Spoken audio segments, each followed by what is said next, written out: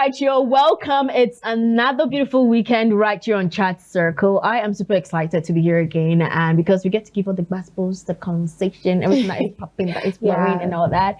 My name is Nana Bina, and I am happy again to be here again. Of course, I got your beautiful, delectable, the lady in blue. Nana, how you doing? I'm good. How Hi, you everybody. doing? Hi, everybody. Like I see you're in class. Hi, everybody. Seriously. Hi, everybody. How you doing? I know you're fine though, but how you doing, Nana? I've been good. The week has just been there. Like I just feel like this October is actually Octobering.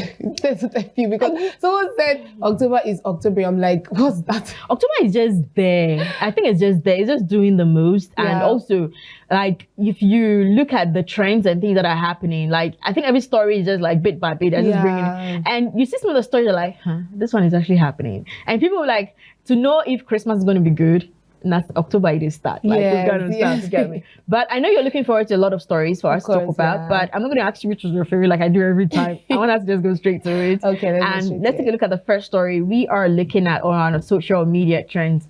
NOA clarifies proper use of Nigeria's national anthem and pledge. So the National Orientation Agency, NOA, has issued new guidelines on how the Nigerian national anthem and pledge should be rendered. Now, according to the directive, only the first stanza of the anthem should be sung at the official events, while the third stanza will serve as a national prayer. All three stanzas are to be used only on special national occasions such as Independence Day, presidential inaugurations, Armed Force Remembrance Day, and Democracy Day. So the agency has also stated the national pledge should always be recited at the end of events. Did you hear? I heard it though. I've heard not it. at birthday parties, so yeah. Have you heard? Not, of course. Not at weddings. Well, I would say that this is not a bad move actually. You get what I'm saying? So is because, you know, for a long time now, there have been different versions of the national anthem. Some people will shorten it. Some people will just sing the wrong lines. Some people are still trying to get it. Some people are still trying to get it. Some will even drag it. So this is a great one. But I'll just say this, right?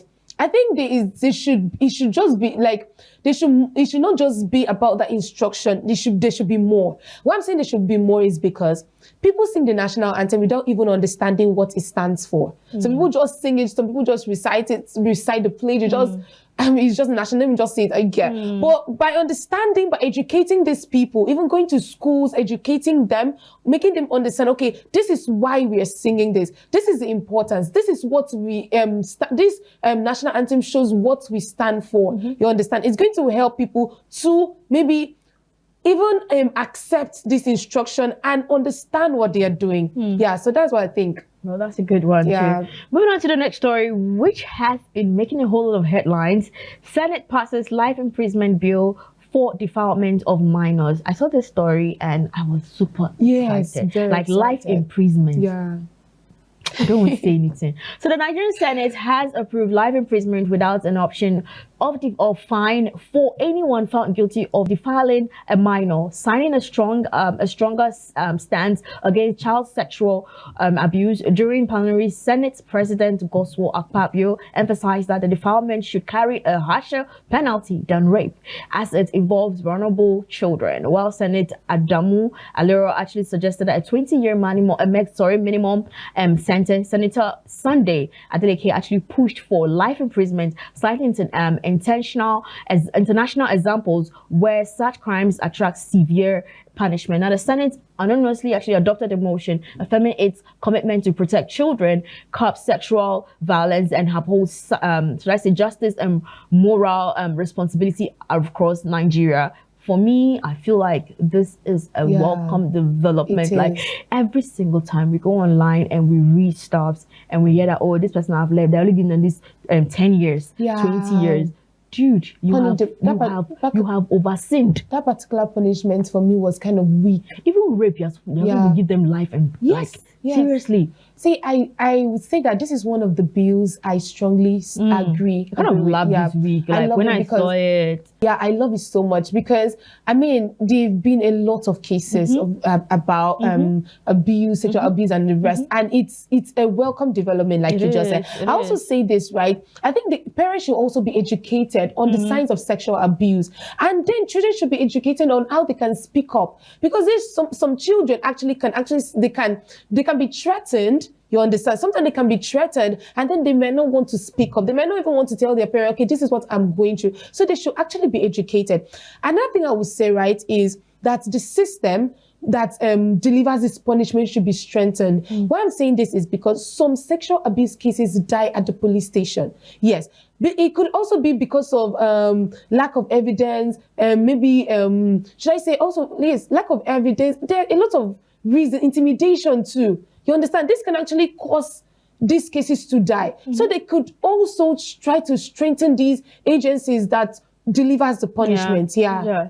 So it's a good one. Yeah. Moving on to another one. This one has been like, this story got a lot of people laughing. Yes. I felt bad. I'm like, all because of content creation. I like it. I don't know what, I kind of like it. See, if it's going to be this new, if this is going to be the new rule, then be mindful of the kind of people you do content creation. Yeah. Make sure that you're going to somebody that you know you're crashing on, or you are in love with, or you know very well that you can stand. So the Kano court orders TikTok duo to marry within 60 days over indecent videos. So a magistrate court in Kano has ordered the Hezbollah board to facilitate the marriage of popular TikTok creators Idris and also Basira within 60 days following their appearance in a viral video deemed indecent by the Kano State Films and Video Censorship Board. Now, Magistrate Halima has issued a directive around October, exactly, like this week, you get me, warning that the failure to marry within the time frame would amount to contempt of court. Now, the court also instructed the censorship board's chairman to supervise the marriage process. The creators have been arraigned for allegedly producing and circulating sexual suggestive videos that violated Kano moral and religious code. So Maya Aslo previously remanded for a similar act, while Yaguda has also was interrogated before the case reached court. So I saw this stuff, right? I know some of us were like, we saw it as a joke, but in actual sense, I feel like Nigeria is one, all right, but every state have their rules and regulations. You are in a Muslim community, you know that this is where you are, and then automatically you know what comes with it. Of course. But producing stuff like this, and also it's content creation, for crying out loud. Kids are online. That is why why would you people use this? Because social media is supposed to be a ground that's supposed to be a little bit safe in a way. Of course. Yeah, fine. We censor things, you get me? But this is a platform, people make money, somebody's business. So if to you feel like this particular content is why don't you go to maybe OnlyFans or maybe something else and create something on a different platform? But for TikTok, where some of us go there, we just watch videos, we just want to have fun and watch people's funny videos and the rest, and then you do stuff. So for me, what was going through my mind, I was like, what if you had a girlfriend? You have a girlfriend already. That doesn't matter. I'm just saying, what if you have a girlfriend already? And then you were doing this video with another person. Now, 60 days, that's in 2 months. You guys are supposed to get married. Or you leave Kanu or you get married. And I kind of feel like they're actually going to leave. I'm just saying they might want to go if they do not love each other. But this is what I would say, right? I'm very happy. You know why I'm happy? Because I'm happy because this is going to help people. Some persons. And I feel like if it's adopted in every state, it's going to help to reduce all these content that shows that, all this content that it's kind of... they're not even funny. Yeah, because if you watch these people's content, it's something that is very annoying. Sometimes like, what is this? What are you guys doing? Is this real? What's wrong with you people? Every society has their standards. We must come and eat jollof. We must come and eat jollof and cake. They was married to get married. You need to get married. You ask for it, you get it. Yeah. So moving on to the next story. This one right here, for me, I feel like there were a whole lot of insensitivity going on social media. Okay.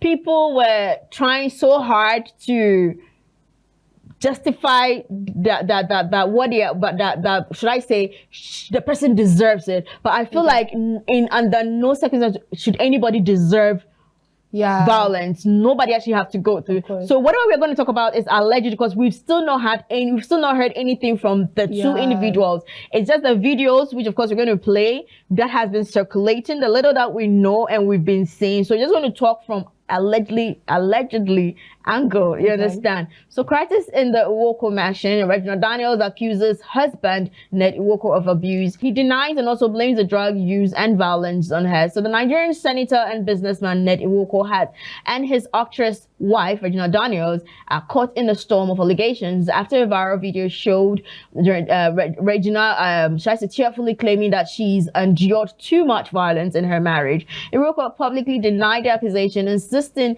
he has never been violent, and instead accuses Regina of drugs and also alcohol abuse, claiming that it led to her to become physically aggressive and destructive at home. He also said that he has offered to send her to rehabilitation either in Abuja or abroad, but her brother, however, accused him of assaulting his sister, depending the controversy. Now, as of now, no independent verification or legal action has confirmed either sides of the claim. The story continues to spark nationwide debates about domestic violence, power imbalance, and substance abuse in celebrity marriages.